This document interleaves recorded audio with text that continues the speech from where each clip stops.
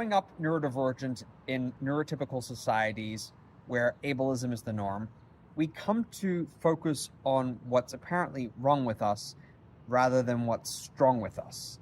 And this kind of deficit-oriented mentality keeps us trapped in this mental prison of believing we're inherently flawed or disabled.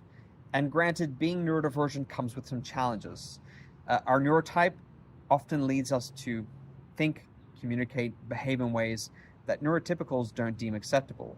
We're often saddled with an array of co-occurring challenges: sensory differences, motor differences, social difficulties, co-occurring health conditions like hypermobility. And so, yes, there is some inherent challenge to being a neurodivergent, and I would not attempt to downplay that.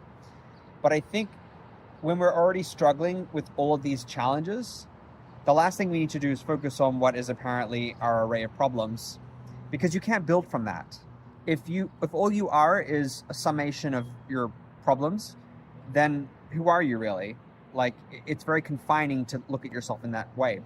And I know because of internalized ableism, a lot of us have a tendency to put ourselves in that box, to regard ourselves as being just a collection of problems or flaws.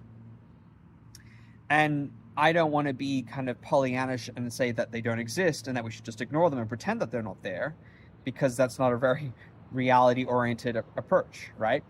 But I think the overt focus that we put on it is a result of internalized ableism. We learn that if we catch our flaws first before anyone else can, we can then, preempt them, avoid them, hide them, mask them, and we'll find ways to compensate for them so that it doesn't become a glaring problem and affect our lives or affect our relationships. Now, that's being adaptive. There's nothing inherently wrong with wanting to be adaptive, but I think when it's driven by internalized ableism of feeling like you're inherently flawed and that you're not enough and that there's something wrong with you and that you have to always be fixed, that's problematic.